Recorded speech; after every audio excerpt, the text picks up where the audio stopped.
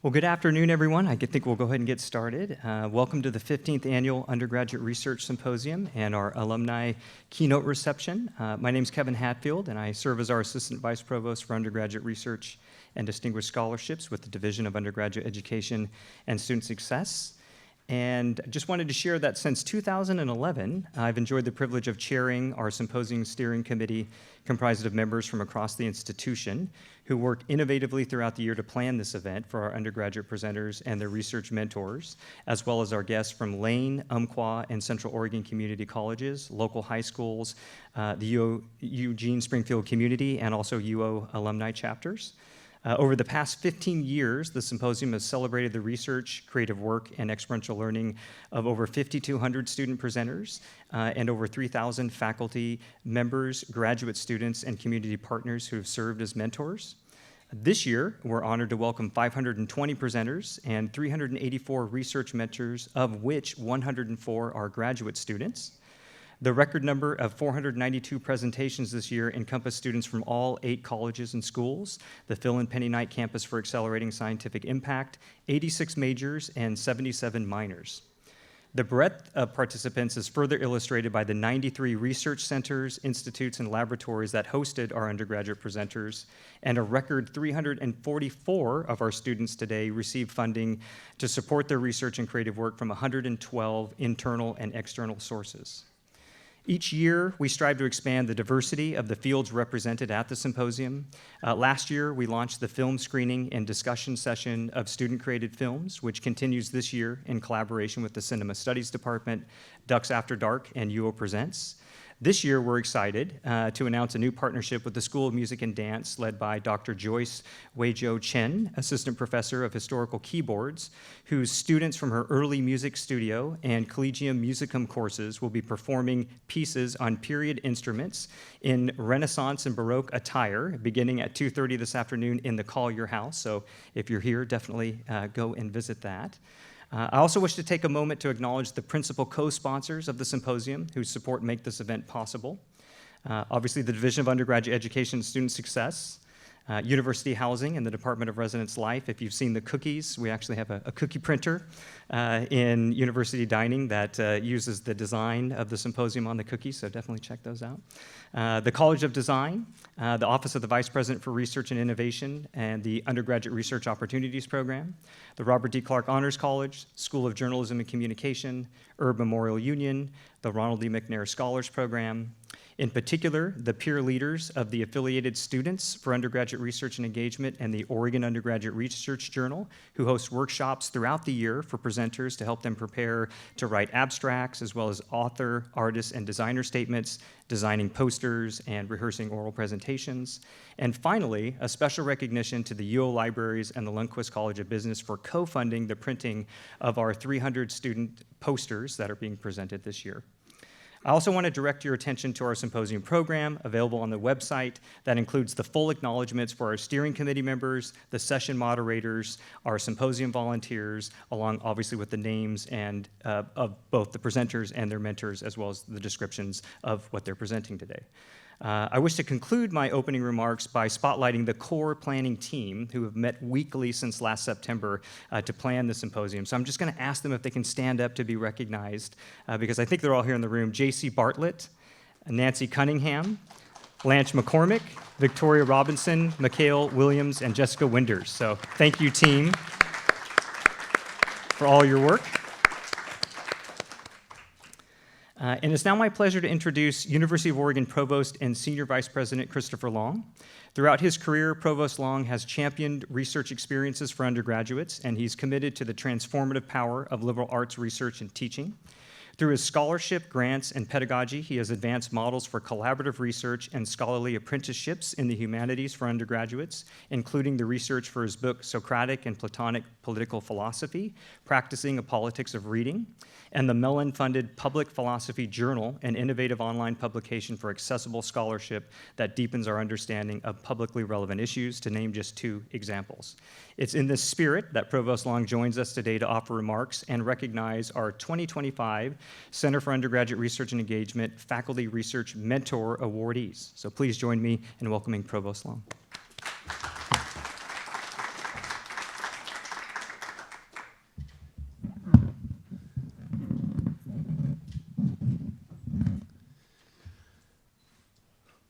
Thank you, Kevin.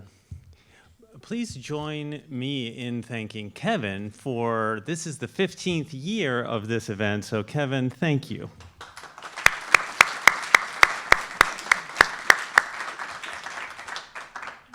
It is such a pleasure to be with you this afternoon and to welcome you to our Undergraduate Research Symposium, a celebration of inquiry. All right, let me say that again. I think I might have had too much coffee. A celebration of inquiry, creativity, and the bold curiosity that drives our campus community.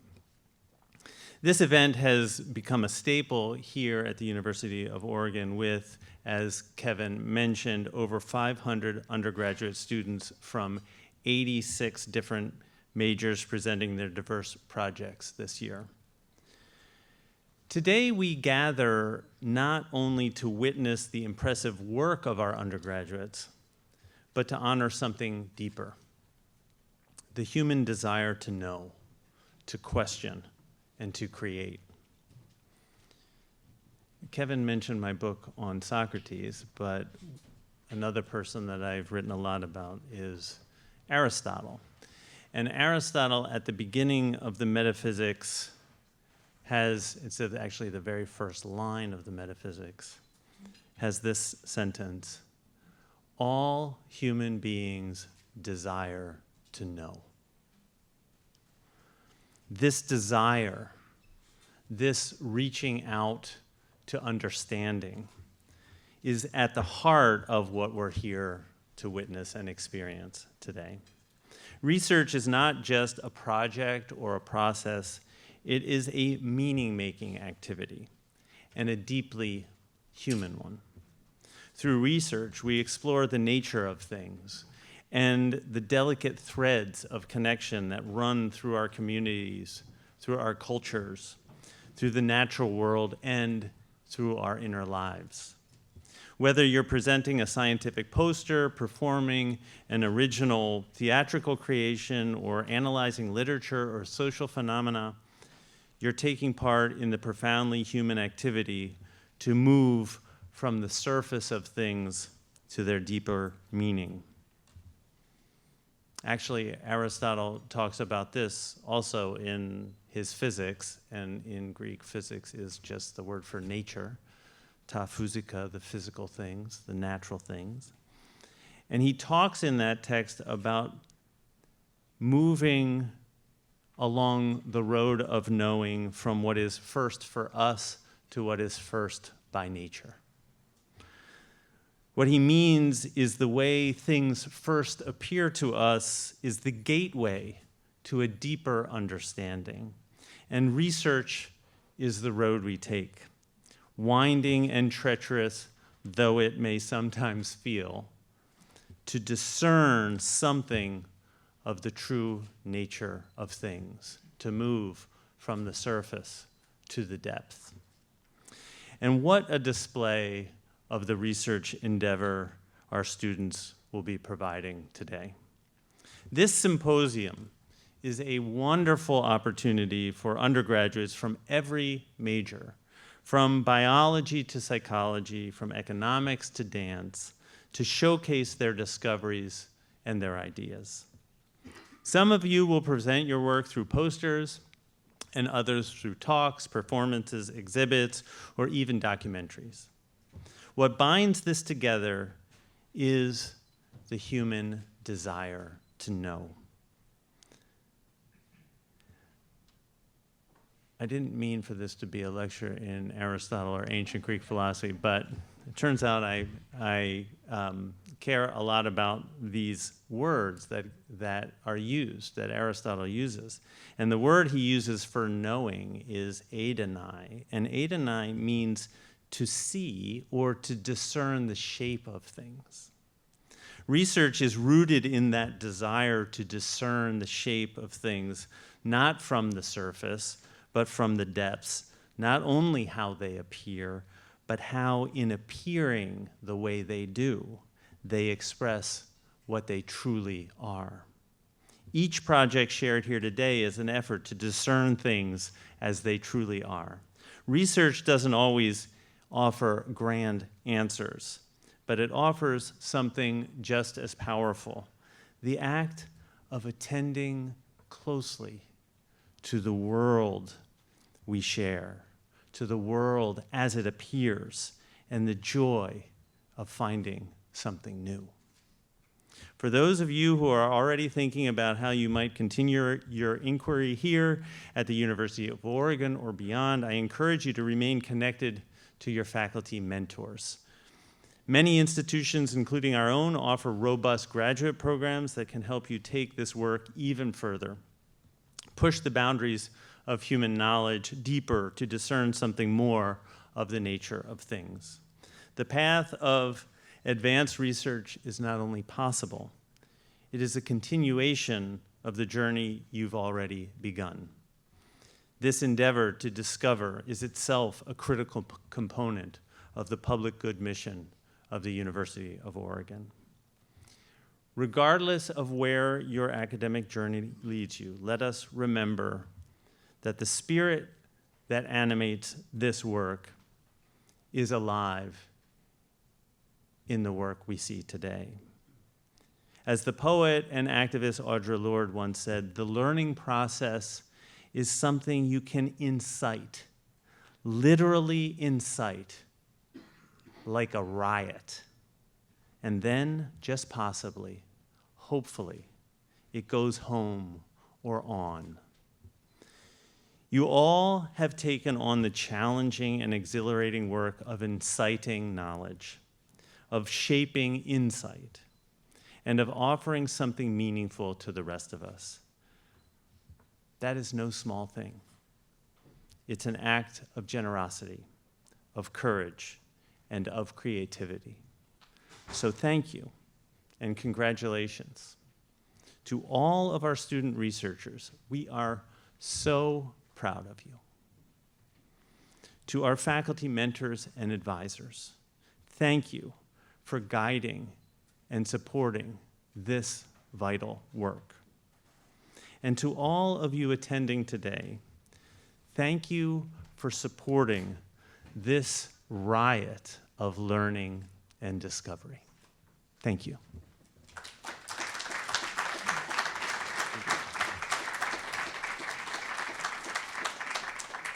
All right, now it is my pleasure to present the Center for Undergraduate Research and Engagement, CURE. Well, that's pretty good, CURE. I like it. CURE's 3 Faculty Research Mentor Awards for this year. These awards recognize faculty members who help our students develop their network of mentors while providing responsive, reciprocal, and adaptive mentorship themselves. So our first award goes to Joe Weaver, Associate Professor in our Global Health Program in the School of Global Studies and Languages. I'll have you come up, Joe. Maybe you can stand here while I just read a little nice word or two. It's always nice to have, you have to be up here. All right. It's not too long, just stand here. Thank you. So Dr. Weaver leads a National Science Foundation funded project on stress and resilience among people experiencing homelessness and earned praise from her nominators for her compassionate, adaptive mentorship.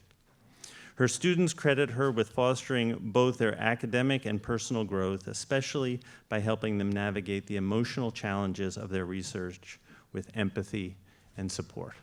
Congratulations.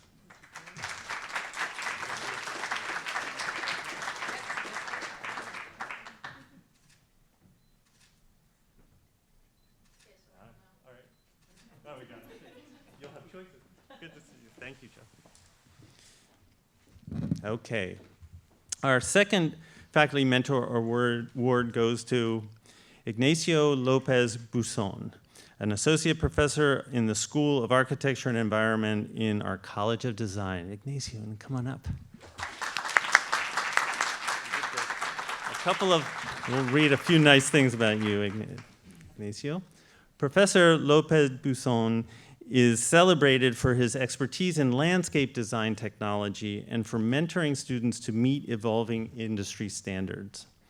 Known for his candid, dedicated, and highly responsive support, he empowers students to take ownership of their work while providing around-the-clock guidance.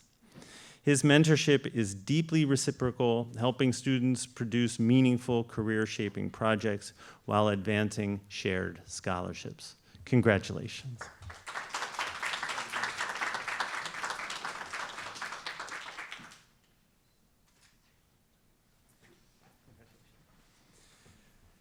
Okay, and our final award goes to Raul Laivanos, and he is, I don't think he's here. Is he teaching today? He's teaching right now, so he's doing the good work of teaching. So let's give him a round of applause.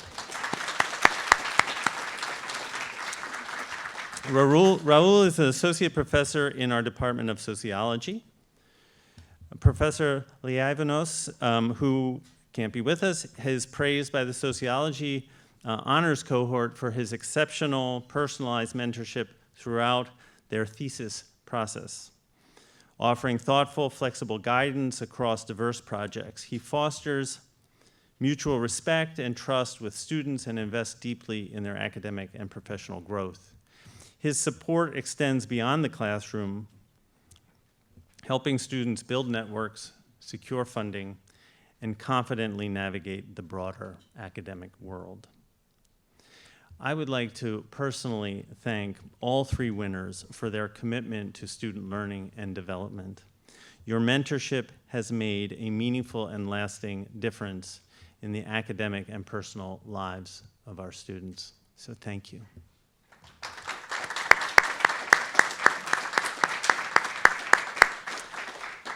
And so now, finally, it is my pleasure to turn it over to Professor Brent Walth from our School of Journalism and Communication. Brent will provide a proper introduction to our keynote speaker today, award-winning reporter for the Wall Street Journal and proud University of Oregon alum, Francesca Fontana.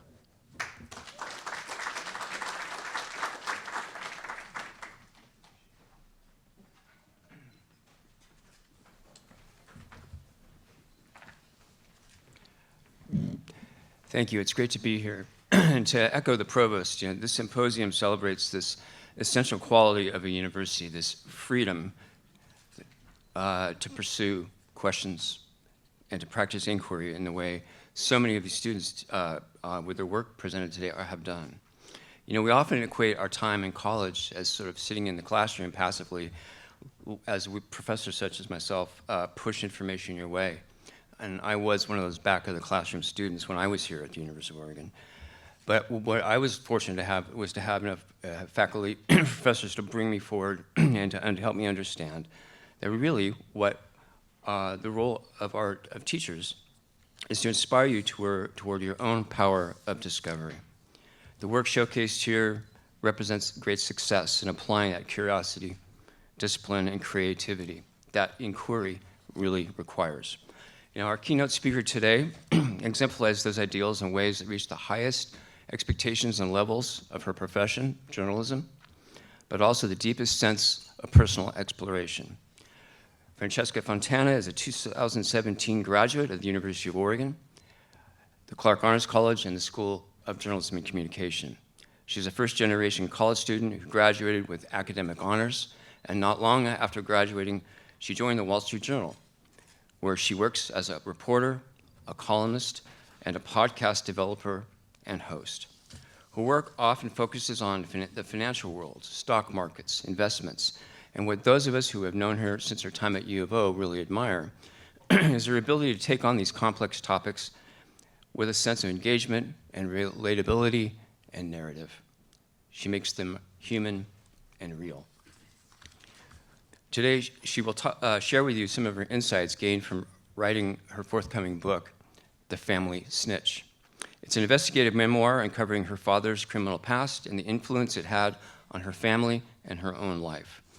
It's a memoir that she began pursuing while a student here at the U of O.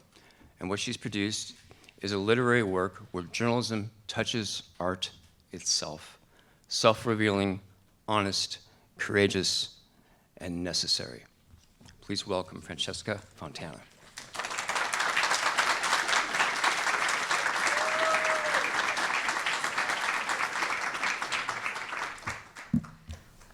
Thank you so much, Brent. And thank you all for having me. I'm going to move the mic a little bit. Is that better? All right. Thank you. So it's a great pleasure to be here to discuss my own undergraduate research, how it's progressed since I presented at this symposium back in 2017, and how my findings continue to shape my work today. First, I'd like to give a brief disclaimer. As you've probably gathered, I'm a writer. That's my most authentic medium.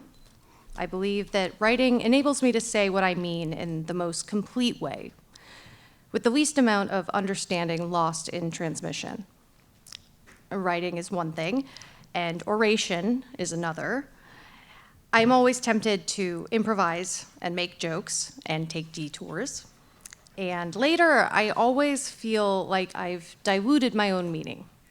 So you'll notice that I'm reading today quite carefully. I'm keeping myself on a tighter leash. And this is because I want to be deliberate in what I say to you all. And I hope that you'll find, in spite of this manner of delivery, that I am, in fact, speaking to you. So my research, which I began in 2015 as part of my undergraduate thesis and really never stopped, has been in the realm of journalism and literature. I am under no pretense that my field of study is universally relatable or interesting among such a diverse group, but the common ground that we're all meeting on here is that of inquiry, of research and curiosity, and all of the avenues that it opens for us. In my work as a reporter and a writer, my single aim is to craft a complete and true story. This is made possible by research and investigation, the discovery of a problem, question, or idea, and then pursuing answers or knowledge. Whether it's an article or an essay or a chapter or a book, each story may vary in complexity or theme or in the techniques and devices that I choose from my toolbox to fashion them, to give them shape.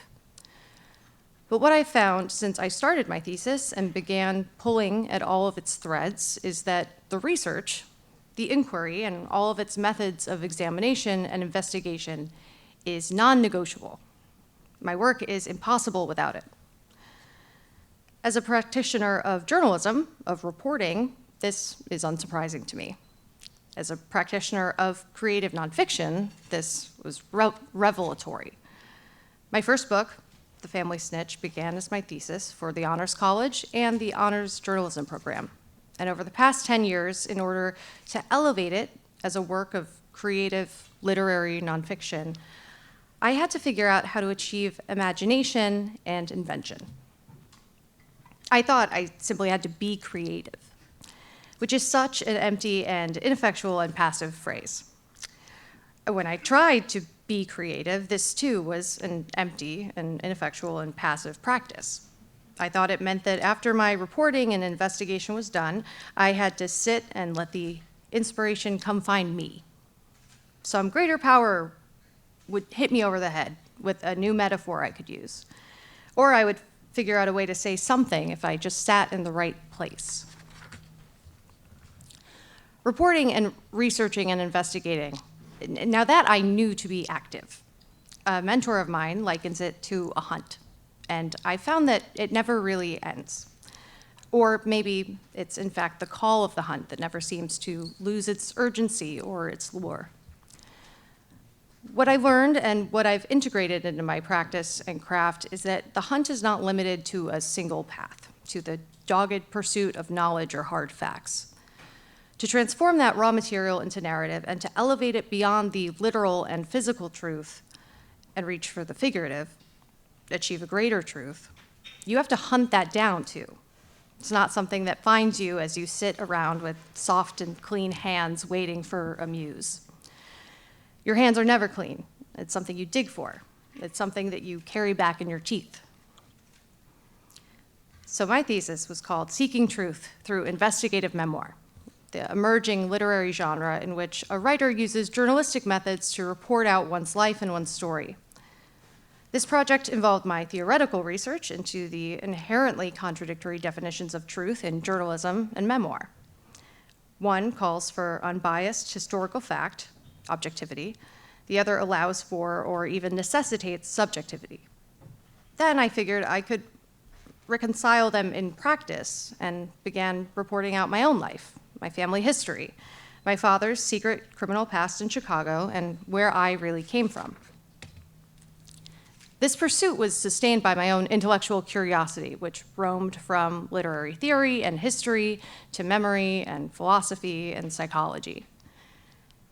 And to be honest with you, I was relieved that this curiosity had come back.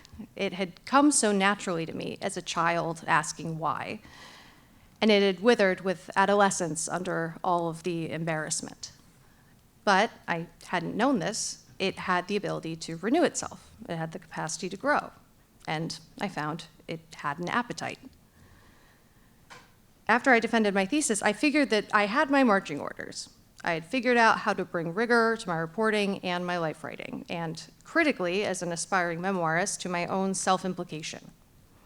Part of this narrative truth, part of the contract that a reader signs with the author, in the case of memoir, is that the narrator is inherently biased in their perspective. This introduces questions, perhaps doubt, and in some cases, mistrust. And sometimes this is regarded as a feature, not a bug. I thought I'd filled all of the gaps between fact and truth, and that I'd be able to carry the story over intact. I'd have a book that was good and true. But when I wrote the first version of what would become my book, it was neither particularly good nor true. I looked closer, and I saw the gaps that remained. And I found that it was the research that I had neglected to bring into the book, not the journalistic research that gave me the raw story, plot, and characters, nor the internal self-examination that underpins so much of the emotional arcs, but the unconventional research and archival methods that allowed me to capture what is inherently wordless or formless. I'll give you an example. How do you write the story of the first memory you ever had, the start of your conscious life? You can say, I remember, and then tell me what happened and how you felt and how everything looked. By subjective standards of veracity in memoir, that would be perfectly true.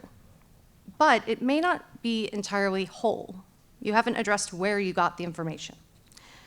How were you able to tell me the narrative of your first memory? You remembered it. But what does that mean? Where do you go when you remember?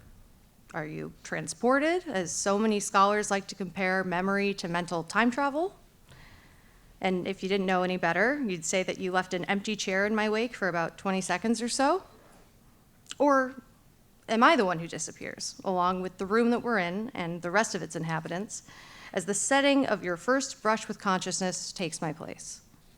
Are you sitting outside of yourself, watching from the doorway? Are you sitting in a darkened theater, watching yourself on the screen? The literal facts, you see, are not even the half of it.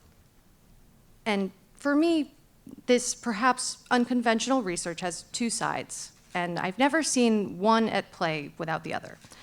On one side is the research, all of my printed, marked up files explaining to me the structure of our memory and the phenomenology and its distortions. And on the other is a mental sandbox that I play in, building worlds and losing time. None of this is journalism, and all of it is deeply rooted in my pursuit of the truth. Now, the sandbox isn't an analogy that I love. I always think of software testing, but it is accurate, and it comes from my own personal history. When I was a kid, a family member built me a sandbox in the backyard, and it changed my life. I lost hours in that thing. On Saturdays, I would run out while the grass was still wet and the sun was barely up, shivering in an old sweater that I was allowed to get dirty. And then I was somewhere else entirely, just imagining. Then out of nowhere, I'd hear my mother calling me inside for lunch, and my sweater would be stifling and the grass would be dry. And I found that I've never stopped playing pretend. I still do it in my head all the time.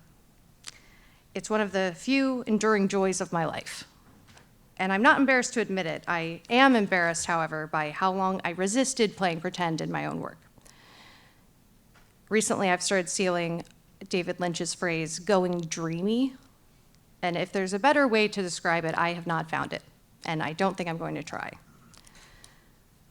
These two sides of my practice each happen in my study, and that's study as in place, as in proper noun, with a capital S. It adjoins the library, also place and proper noun. They're both housed in a corner of my living room and in much more expansive chambers in the interior of my mind. And to gain access to the facilities, I must be firmly planted in both the physical and metaphysical space. I can't have one without the other. And that's kind of how it works too in my writing practice when it comes to the research and inquiry and the imaginative, respectfully. I don't know which is the chicken and which is the egg, because by the time I became aware of the cycle, it was already well on its way. For instance, without any control in the matter, I inevitably begin to go dreamy when I get lost in the proverbial stacks, searching for answers in the literature about, say, the phenomenology of memory, or the psychological roots of nostalgia, or the nature of fate and agency in Greek tragedy. All, in fact, are vital parts of my book. As I make parallels and connections and digest my findings, that is precisely when I find my foothold into the imaginative. And then there's the inverse. In my book, I describe the choreography that I observed between my father, my young self, and the rest of my family on what would end up being a fateful Christmas Eve. And as I sat down to try and write what I'd witnessed and what it had done to me, the discoveries I'd made, I gave the reader its source. It was a VHS tape, a family home video. Its provenance and my acquisition of it doesn't fall in line with that of my journalistic sources, exhibits from court cases, public records, but in my practice, I don't treat it like a hand-me-down. I develop order and methods. I learn FileMaker Pro, and I learn to build databases. I design an archive of my own past, and I treat its records as primary source. I watch the tape, and then I write about it. But that's not how it lands on the page. That's not what happened to me, the irreducible truth of the experience. That's merely the circumstance. The truth is wordless and formless, and all I can do is circle it. It's precisely why we are compelled to reach for metaphor and myth and parable, the timeless and the extreme, to capture a truth that endures. All of this, my practice and my findings and my book, would not exist if I hadn't set out to dig in the first place, some 10 years ago, and had the support of so many departments and individuals along the way, and I'm very grateful for it. Without it, I wouldn't have the same understanding of the importance of embracing inquiry not as a journey to a destination or to a job or to a degree, but as a constant regenerative cycle. And I really hope that I never get tired of it, because I can't imagine that I will. And if I can impart any kind of advice, or if there's anything I've learned that I hope can be valuable, regardless of your chosen career or discipline, is that you find the time and space to let your mind roam to new places and to follow any curiosity, big or small, even when it's a passing interest or a random spark,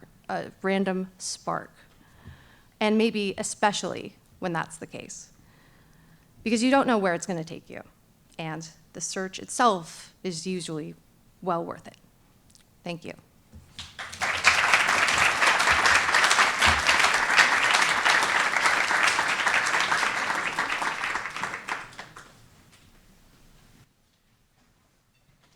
Another round of applause. Thank you so much, Francesca.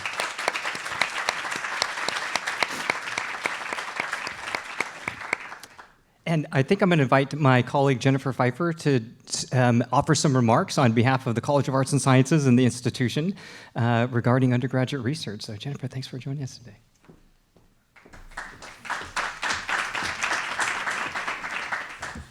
All right, good afternoon, everyone. So my name is Jen Pfeiffer. I am Associate Dean for Research and Scholarship in the College of Arts and Sciences. I'm also a professor in psychology.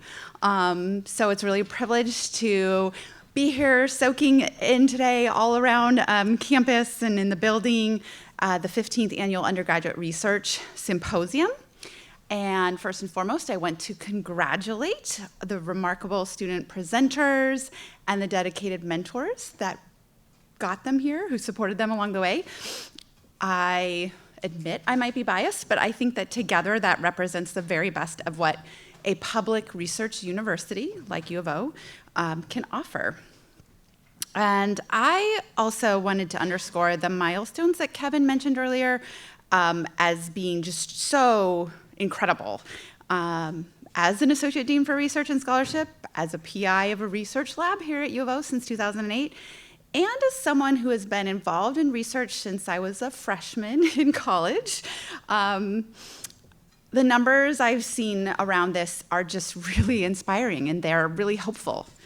They reveal the energy, the commitment, and the intellectual curiosity that drives the community forward, even in uncertain times like these.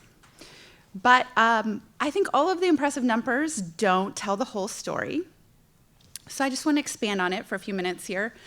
Undergraduate research and scholarship plays a vital role in the broader research enterprise of the university. It is a chance not only for students to learn, but to contribute. Today represents students finding their voices as scholars, as creators, and as scientists. And undergraduates tell us that participating in research boosts their confidence. It gives them valuable, translatable, real-world experiences. And it helps them see themselves not just as learners, but as colleagues, as full participants in this broader enterprise that actually extends far beyond the university. And that research and scholarship enterprise is a powerful force for change. Without university research, we might not have the internet or GPS. We would not have untold numbers of life-saving medical treatments. As a Big Ten university with powerful academics and athletics, we can appreciate that university research gave us Gatorade. And this upcoming holiday weekend, if you attend any barbecues, you can thank university research for the charcoal briquette, which, fun fact, was invented here at the University of Oregon. Yay, go barbecues. So at its best, research and scholarship expands the boundaries of knowledge and deepens our understanding of the world from its natural properties to the people in it, past, present, and future. At a public university like U of O, research is also a public good, and it is part of our mission to create opportunity and support innovation and, promote better futures for all. Educational opportunity has long been one of America's strengths.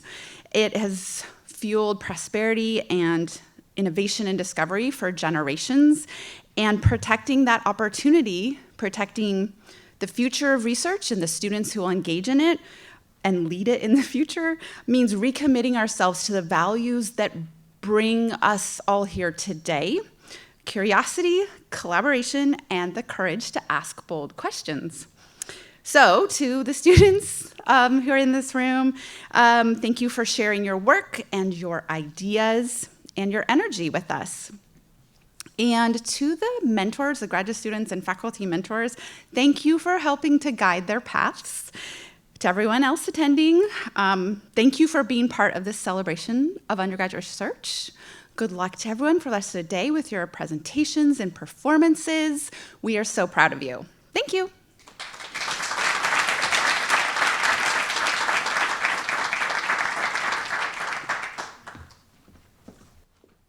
Jen, thank you so much. Well, thank you all for joining us today. Just a couple reminders. Our concurrent oral sessions begin again at 1:30. The Collier House musical performances at 2:30. The Asian Studies event at 5:30. And the film screening at 6:30 back here in this room. And the poster session, the big heartbeat of the day, is 4:30 to 6:30 in the EMU ballroom. So thanks for joining us. And we'll see if maybe the duck wants to come get a photo with our alumni speaker today. So thanks.